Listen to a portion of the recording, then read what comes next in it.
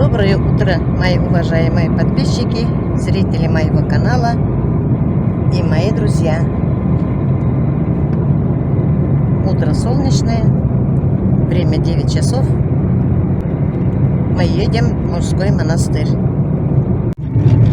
За рулем моя красавица Юлечка. Всем привет!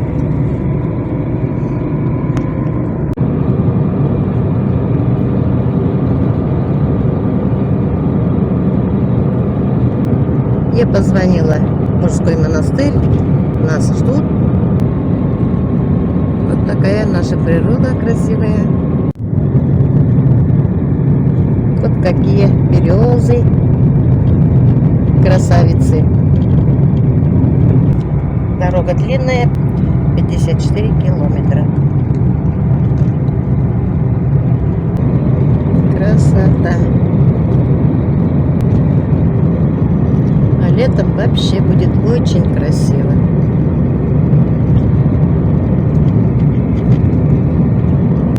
Benim totarlarım tыңнагыз, карагыз.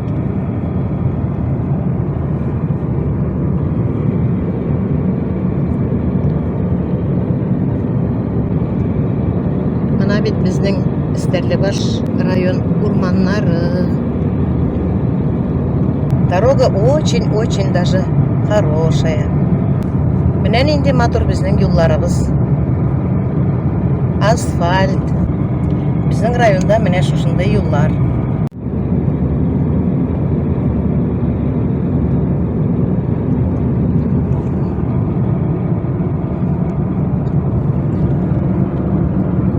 Вот какая красота.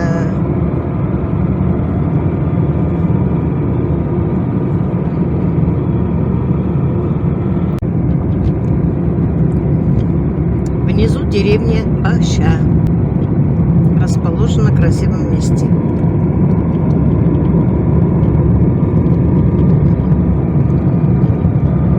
Вон там горы.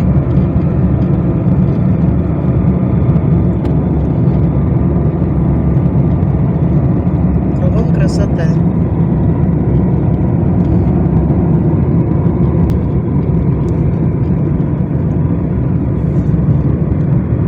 Деревня маленькая.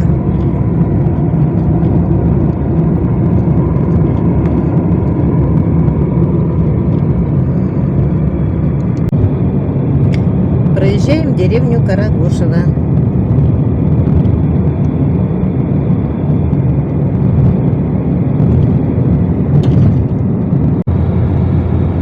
Держим путь в сторону Федоровки. Классная дорога. Федоровский район. Как красиво вот здесь. Ну и красота. С обоих сторон елки.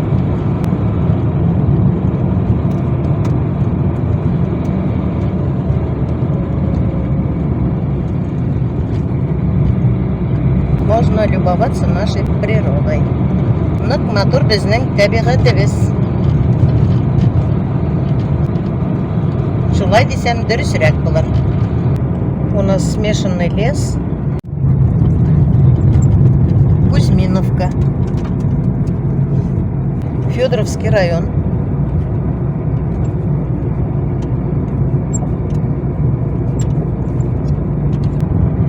Вот и Федоровка. Проезжаем Федоровку. Красивые дома. Новострой. Через 300 метров поверните налево. Дедово. Через 300 метров поверните налево. Во двор. Красота. Да, вот здесь и монастырь, и церковь.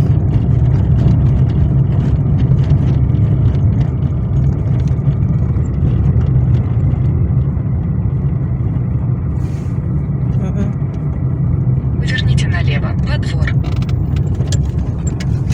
Полемический центр Покровского мужского монастыря.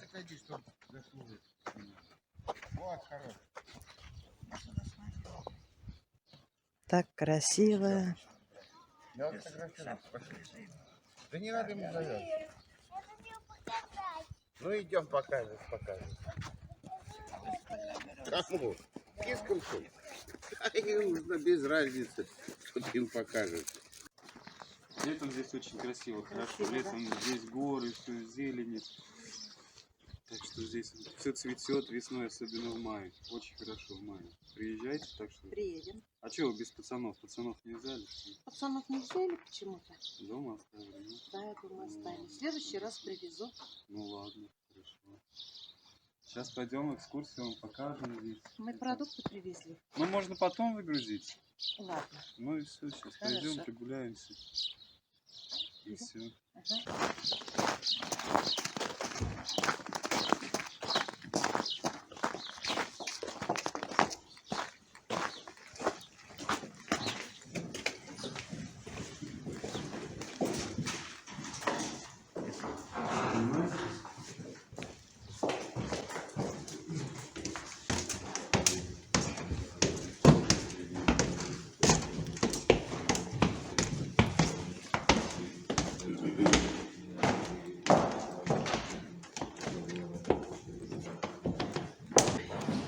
А где ты свечи покупал? А свечи внизу в лавке потом можете. Сейчас к ним прогуляемся, я вам покажу. Останетесь, помолитесь еще здесь.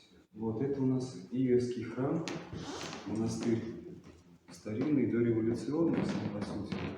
В 1896 году еще его открыли.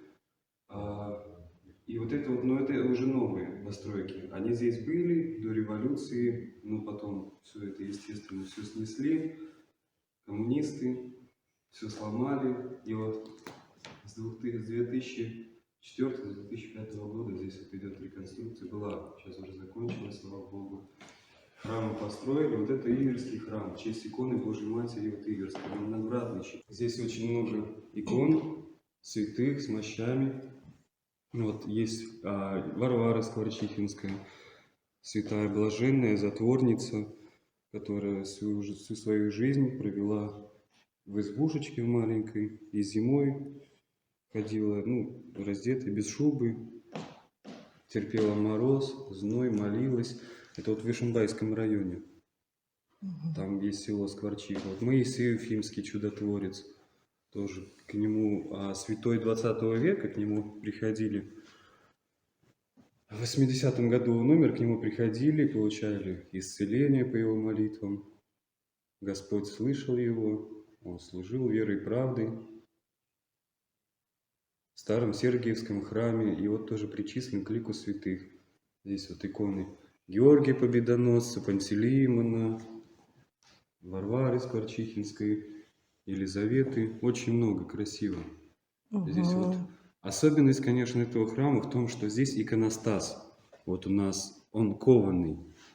Если посмотреть, если зайти куда-нибудь в какой-нибудь городской храм, можно увидеть или деревянный, или керамический иконостас, или какой-то резной деревянный. А здесь вот он такой, он вроде вот кажется, он легким, воздушным, но на самом деле это все-таки железо. Подходите ближе. Все-таки это железо. Ручная работа оренбургских мастеров. Вот они потрудились здесь. Красота. Очень красивый иконостас.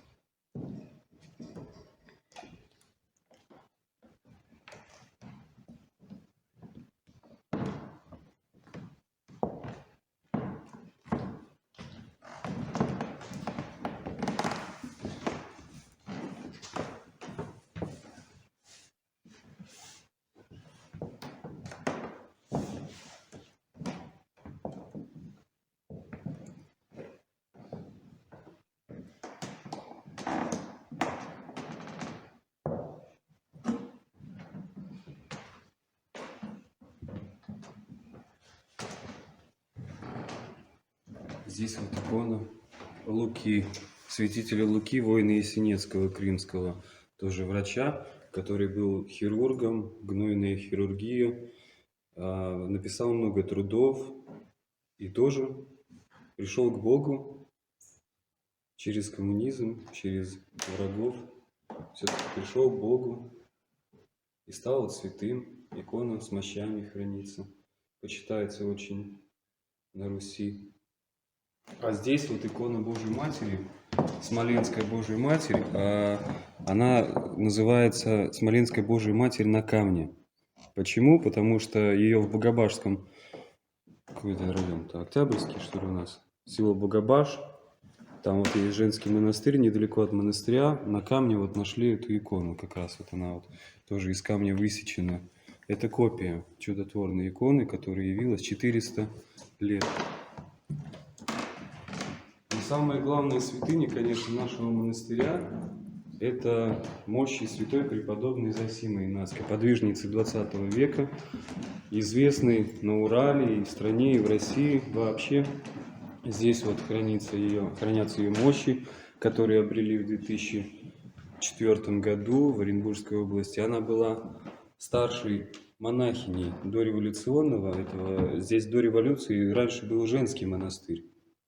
И вот она была старшей монахиней, которая управляла и духовной жизнью сестер, и трудами, и послушаниями, которые они несли. Здесь выращивали хлеб, была мельница, валенки делали сестры. Вот здесь вот хранится ее честная глава, от которой тоже вот люди приходят, получают исцеление. Летом здесь очень много народу, и все вот летом приезжают сюда поклониться мощам матушки Зосимы, которая претерпела в 20 веке очень большие скорби от коммунистов.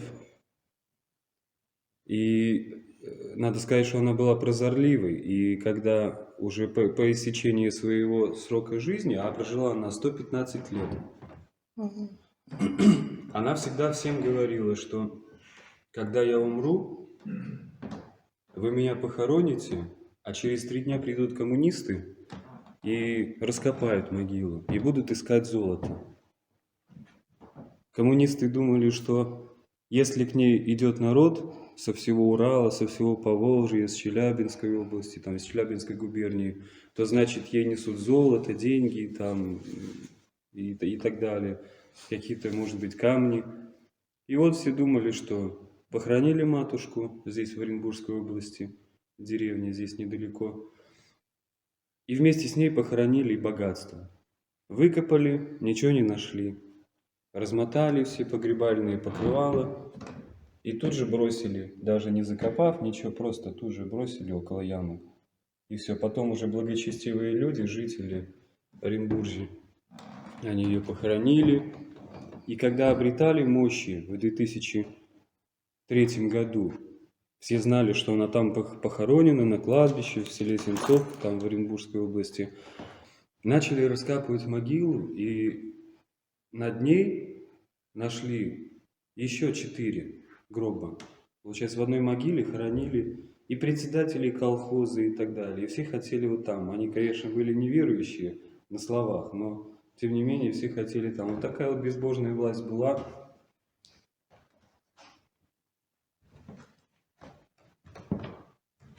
Вот здесь матушка Зосима, вот она всегда говорила еще при жизни: я уйду, но вы обращайтесь ко мне как живой. И здесь получают исцеление, люди приезжают, бесноватые, в которых сидят разные черти, не дают, как сила, не знаю, как у вас называется, у нас, это бесы называются. Люди бесноватые, и вот они сюда приезжают, здесь молятся, читают молитвы, акафист преподобной Зосиме, и получают от нее исцеление, перестают быть бесноватыми. Здесь вот мы записываем всех имена. Здесь вот даже вот за мусульман молятся, потому что не только православные приезжают к матушке Зосиме, потому что это все-таки республика Башкортостан, и она была святой нашей республики. И люди приезжают не только православные, приезжают и мусульмане, которые молятся, также получают исцеление от засимы. «По вере вашей да будет вам», сказал Господь. Как верите, так вам и будет. А вот эта икона называется икона Божьей Матери «Взыскание погибших».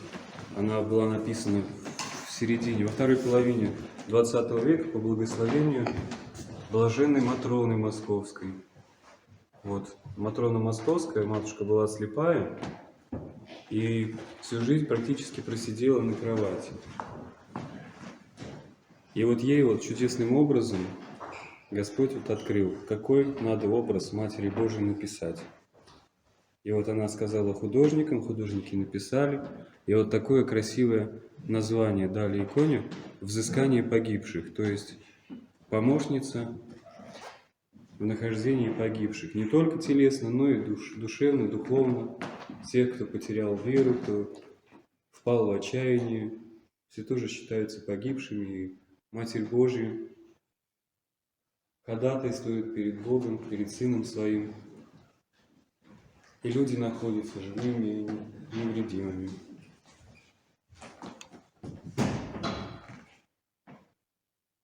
Храм этот новый, он в 2014 году построен, 7 лет только. Это относительно новый храм в монастыре. Это зимний храм, здесь проходят службы с октября по май месяц, потому что он отапливаемый, и службы зимой проходят только здесь. Вот наверху тоже вот икона Божьей Матери, Испарительница хлебов. Тоже имеет красивое название, и вот сам образ у нее такой нежный, простертыми руками, тип иконографии, аранта, то есть молящиеся. И вот Матерь Божия сидит на облаке, а внизу, под ней, находятся снопы, в которых связаны колосья. А что это значит? Колосья – это один колос, это одна душа человеческая. И вот Господь их всех собирает в одну житницу, в один сноп. Все эти души, все души православных людей, и не только православных всех, потому что предстательство Матери Божией не ограничивается только на русских, чувашей и так далее, но и на мусульман. И католики тоже почитают Матерь Божию. Все. Потому что это любовь, это все-таки Матерь. Угу. Такой вот у нас вот этот храм. Все так красиво.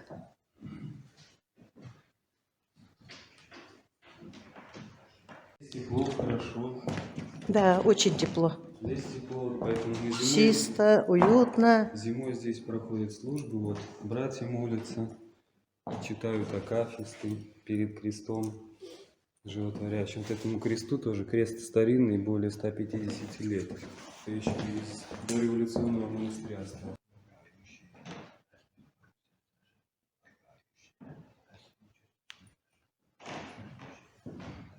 Раньше это все была территория пионерского лагеря. Здесь вот лагерь детский за забором, Ашкадар называется, Федоровский, он не знает, он какой. И вот это все была территория вот этого лагеря. И потом уже начали отдавать потихонечку здания, потому что сами не могли содержать. А вот сказали церкви, если вам надо, забирайте. Угу. А потом вот народ начал потихонечку. Монастырь-то построен на народные деньги. Все это тут, получается, хозяева монастыря-то.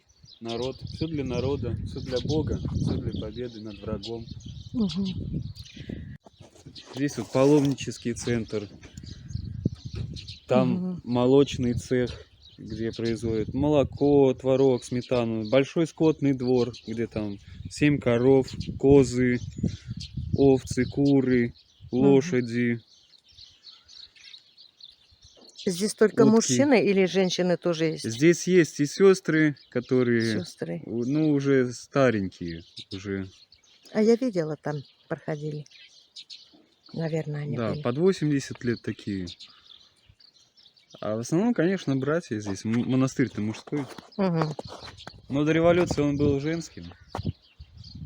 И здесь было 400 сестер, 400 монашек, монахинь. А сейчас здесь всего 15 человек, братьев. Цветной. Это да. У меня была кошка Муся. Машина задавила осенью. Тоже точно такая же. Вот это тоже Муся. Муся, да? Да. Тоже Муся зовут. Привет, Муся.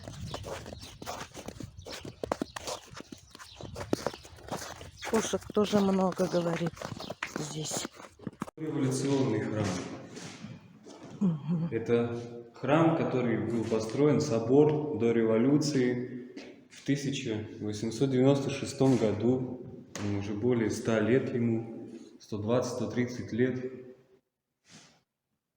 И вот здесь вот очень большая, красивая акустика, звук летает. Огроменный храм. В честь покрова Божией Матери. Покров Божией Матери – это один из великих праздников христианских, который вспоминает заступничество Матери Божией над Иерусалимом, когда она распростерла свой амофор и защитила народ от бедствий, от стихийных бедствий. И вот с этого времени начали посвящать ей храмы. Вот здесь икона Божией Матери Всецарица, перед которой молятся люди, желающие получить исцеление от рака, избавиться от рака. Здесь вот она, люди стоят, молятся, тоже получают. По вере, конечно, исцеление все получают. Человек, если верует, то да.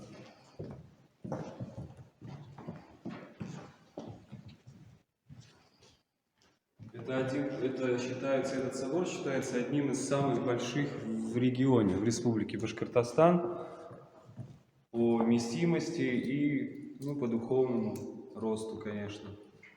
Вот дальше вот можно посмотреть, там можно обратить внимание на 3 предела, здесь получается вот 3 отдела, это 3 алтаря, это 3 предела, один посвященный вот главной покрову Пресвятой Богородицы, другой предел тот посвящен как раз-таки святой мощи, которые хранятся в нашем монастыре Зосимы Инатской, а третий, вот тот правый, в честь святых в земле Уфимской пресиявших. Очень много святых и мучеников 20 века, и Варвара Скворчихинская, и Моисей Уфимский, и Симон Ефимский, и Устин. И в честь всех святых нашей республики вот он сделан, построен. Вот, а здесь вот тоже хранятся мощи. Это вот основная рака, где хранятся мощи Зосимы Инатской. Поскольку зимой здесь служба не совершается, потому что сами ощущаете, что здесь холодно, как бы, хотя вроде и топится храм, но этого не хватает. Газового отопления все равно не хватает. Поэтому часть мощей переносят на зиму в тот храм, в котором мы только что были, а здесь летом хранятся вот в такой большой, красивой раке мощи. Люди приезжают большими группами и читают акафист, молятся.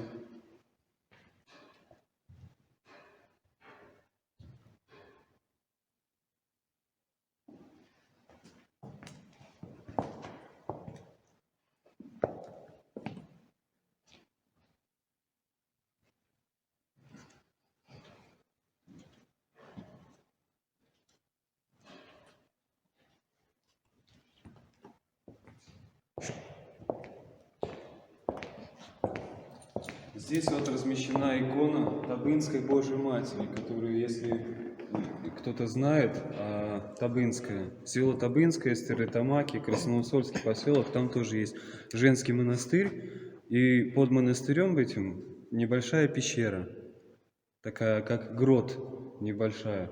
И вот там много лет назад нашли Табынскую икону Божьей Матери, пастухи.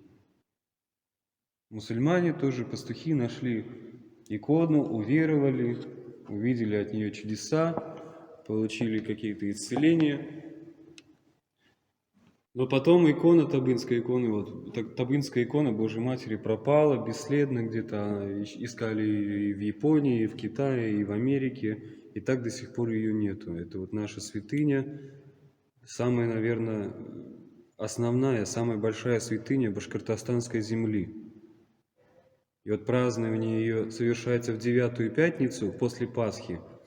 И там, в гроте, в Красноусольске, вот эта маленькая пещерка, в эти 2 дня, когда очень много народу скапливается туда со всей России, приходят пешком люди, до сих пор, казалось бы, 21 век, сел на самолет и прилетел, никаких проблем.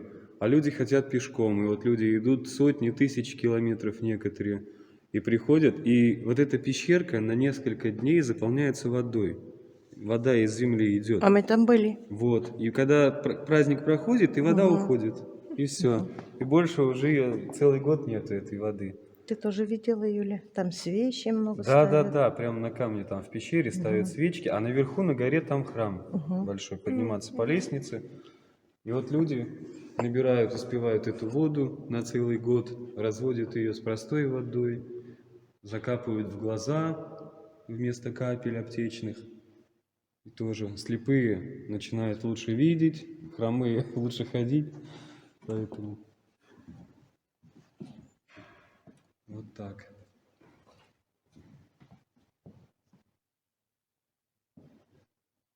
Очень высокий храм, большой. Ага. Там вот поют наверху. Там тоже вот отсюда будет лучше видно. Там большая икона на стене написана. Угу, вижу. И вот представляете, все вот это вот было реконструировано, вся реконструкция была произведена за 10 лет, с 2003 по 2013 год. А до этого, конечно, я говорю, здесь был детский лагерь, здесь все было заброшено. В этом храме был тракторный завод, хлебопекарный, что-то такое. И вот сюда заезжали трактора, здесь люди испражнялись тут же, и курили, и пили, и матерились. И потом, когда уже все это пришло в негодность, когда уже не на что было содержать, как раз это новое тысячелетие, денег нету ни в стране, ни в районе, тем более нету. Сказали церкви, если вам надо, забирайте. А тут остались одни стены, причем все исписано, изрисовано, матершинными словами и грязь кругом. Отсюда вывозили 13 КАМАЗов только мусора. Вот так вот вывозили потом. Пустовало сколько времени вот это помещение, вот этот храм. И вот за 10 лет все восстановили, расписали, кругом, видите, сделали лепнину. Вот это очень большое чудо, когда у батюшки-настоятеля спрашивают, нашего старца, отца Николая, какое вы самое большое чудо видели в монастыре, какое чудо сотворила, допустим, матушка Зосима, ваша преподобная? Он отвечает всегда так, что за 10 лет построили целый монастырь. Здесь были только вот стены этого храма, и все, больше ничего не было. Без росписи, без икон, просто ободранные стены кирпичные, с отвалившейся штукатуркой где-то. Крыши не было, крыша тоже провалилась, все. Где крыша оставалась, там росли деревья прямо с крыши. И вот, это вот самое большое чудо, что с Божьей помощью, с помощью людей, такой вот большой монастырь восстановили дореволюционный. И здесь до сих пор чувствуется вот тот дух, который здесь царил до революции, до свержения, до того момента, когда этот монастырь разогнали. Здесь люди приезжают и чувствуют очень хорошую, очень сильную благодать. Потому что здесь все-таки это находится в отдалении от городов. И здесь тишина, особенно летом. Летом здесь скамеечки, люди сели, достали молитвы, спокойненько сидят себе, читают. И даже уезжать потом отсюда не хотят. А некоторые со слезами прощаются и говорят, что не хочется уезжать, но надо, плачут. Ну, приезжают с такой радостью, как домой приезжают. Да, очень красиво. Красивый. Вот стараниями батюшки Николая Архимандрита, старца нашего, наместника, стараниями людей, которые построили этот монастырь, стараниями тех, кто жертвовал на строительство этого монастыря. Вот так вот и восстановили. Зачем, вот, казалось бы, надо было все это рушить? Да, рушили же. Зачем нужна была эта революция? И вот нет, вот это пришлось, ну, такое вот испытание нам, Господне испытание в укреплении веры нашей.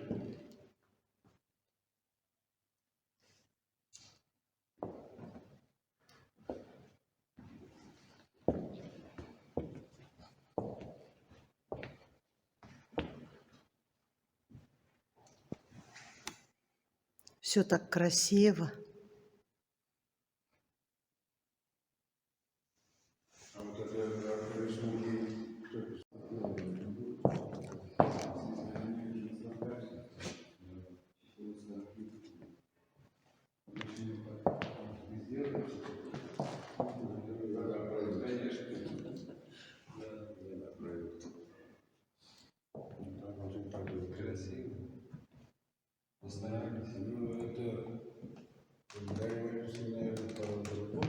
Революция, конечно, не сохранилась фотография.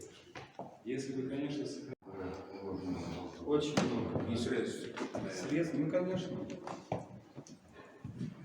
Такая вот была воля Божья, чтобы и народ помог, и люди приходили, и бесплатно, получается. Кто-то, кому нужны были деньги, тот приходил за деньги, работал, а кому, кто просто хотел помочь,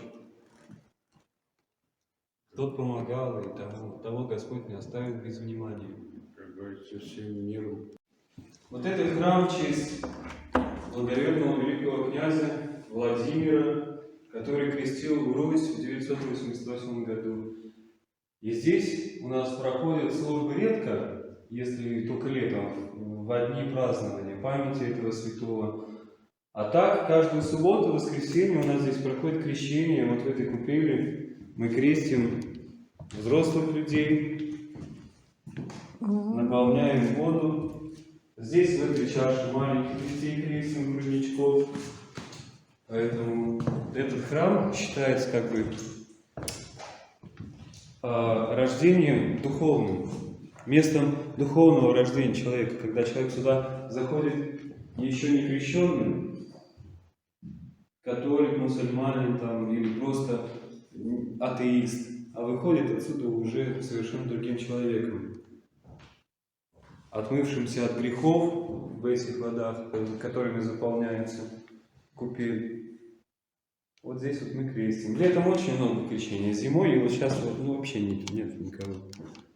Сейчас, видимо, дороги плохие, снег лежит кругом, слякоть.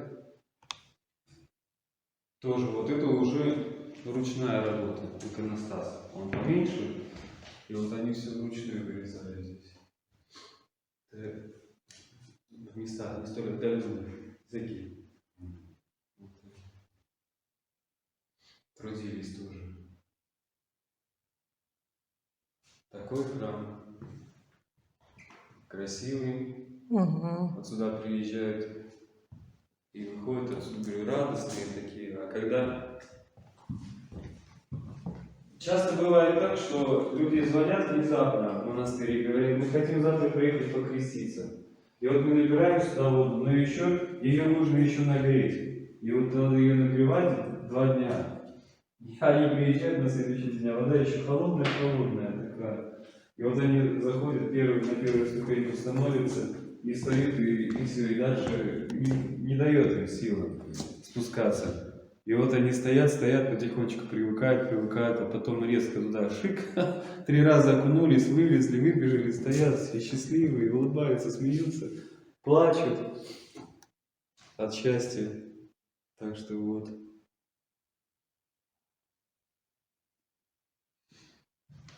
Такое красивое вот у нас тут небо. Вот эти вот большие люстры называются. Вот такое. Как Красота. Красиво. Ага.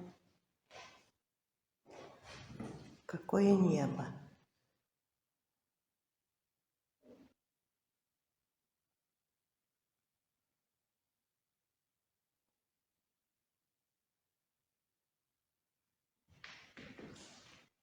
Очень красиво везде. Да. Чисто везде. Порядок. Здесь на территории очень много. Сейчас я вам еще один покажу.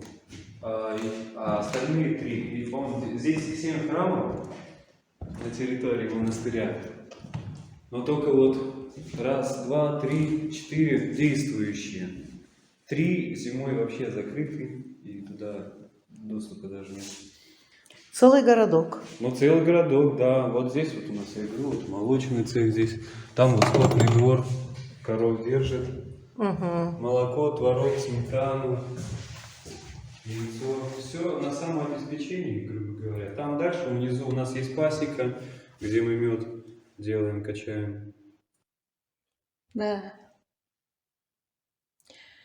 Когда мне очень-очень было трудно, жить не хотелось после смерти сына, я не знала, я бы на недельку сюда приехала. Конечно. Меня бы приняли, да? Конечно, приняли. Я же мусульманка. Приняли. Приняли, Почему? да. Конечно. Все потрудиться. Я потрудилась, да?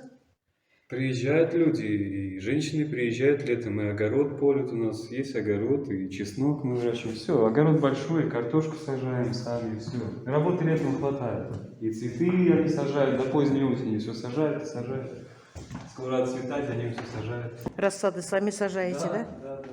Все самостоятельно. Угу. И овощи, и фрукты. Вот такой участок. Здесь растут только груши. Угу. Там у нас дальше растут только яблони. А вот здесь что? Здесь резервуар для воды. Ну, на всякий случай, на пожарную. Просто его так вот хорошо оградили. Здесь каждый год бывает пруд, там цветочки, лилии, кувшинки такие. Одно время запускали рыбу туда. Так, рыбка плескалась. Так, Прямо целый город. ну да, большое. Это считается самым большим монастырем в республике. Я что-то не знала. В Башкирии живу, не знала, Хотя что вроде здесь всё есть рядом, монастырь. Да. недалеко относительно. Знаю, что в Васильевке есть. Да, там тоже вот батюшка, который восстановил этот монастырь, он восстанавливал там. И вот там тоже живут наши и братья, и сестры. Трудятся и Богу молятся. Вот какой большой, красивый храм. Ага. Летом вот приедете, дай бог, на Пасху или это 2 мая, где-то так в такое время, поднимемся на колокольню, там всем можно звонить в колокола в это время. Залазит любой человек, звонит в колокола. А колокольный звон, он, как ученые доказали, он отгоняет всякую заразу, всякий вирус и так далее. Причем волны от него отходят не вот так вот по кругу, а крестом, крестообразно. То есть от каждого колокола отходит такой крест звуковой. И вот, наверное, поэтому у нас в этом году, в том году коронавирус не одолел. Потому что мы звонили, как только наступило вот это время коронавируса. Как раз вот март, год уже, да, уже получается, ровно год назад началась вот эта история с инфекцией, с пандемией. И вот мы каждый день, по нескольку раз в день звонили в колокола, поднимались очень сильно. И здесь, и в ближайших деревнях никто не заболел, и поэтому с Божьей помощью, и вот с помощью колокольного звона все живы, здоровы остались. Вот, а здесь вот яблони посадили в прошлом году.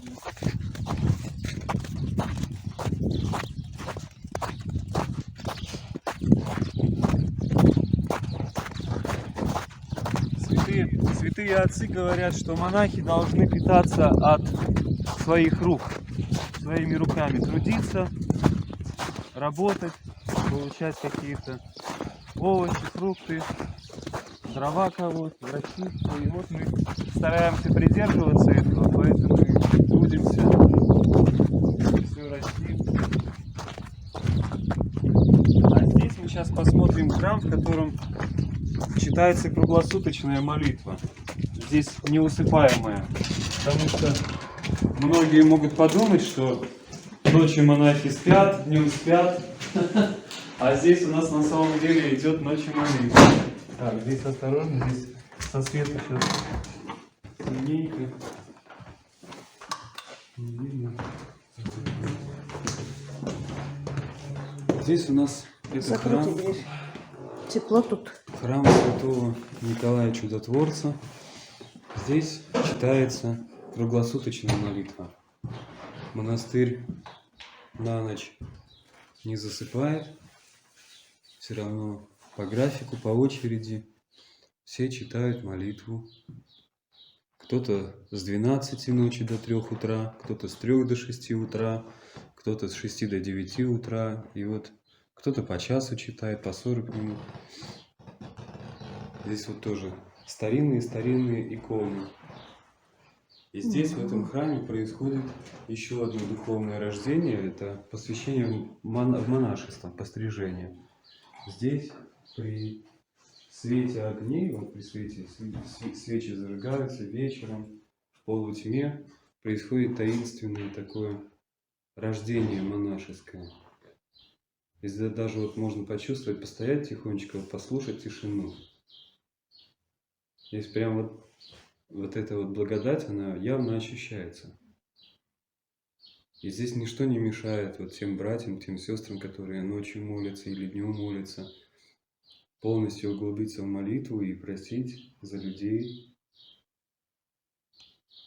за спокойствие в мире, чтобы мир был в стране, чтобы здоровье было у родных, даже у тех, кто не знаком, у незнакомых людей. За всех молится монастырь и днем, и ночью. Пока одни трудятся, другие молятся, пока одни молятся, другие трудятся. И так вот день ото дня, день изо дня.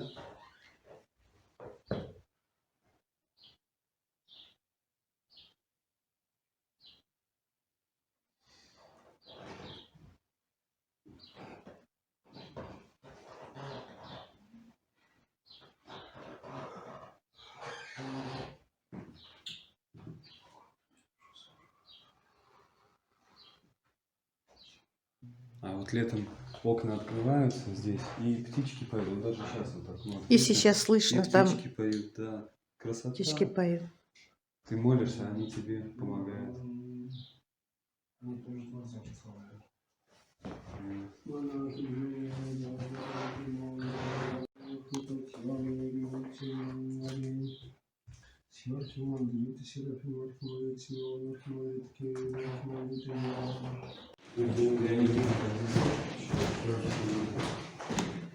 Вот как раз это портрет вот нашего батюшки-наместника справа, который восстанавливал этот монастырь. Он военный, вышел на пенсию, восстановил в Кумертауском районе, там Ира, там тоже старинный храм был разрушенный, там вот тоже построили женский монастырь. На его счету 30 храмов, несколько монастырей, 7 или 8, по-моему, монастырей. А это вот наш главный Салаватский, Кумертаусский управляющий, а там Уфимский. Это вот такая, как бы, доска почета, что ли, можно сказать. Вот. Всех их любим, всех их уважаем, за всех молимся.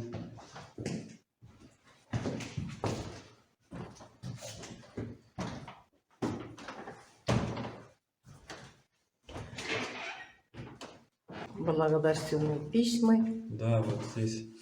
почетная грамота. За укрепление духовно-нравственного состояния подрастающего поколения. Потому что здесь летом еще, кроме того, что мы молимся, допустим, летом еще у нас есть лагерь.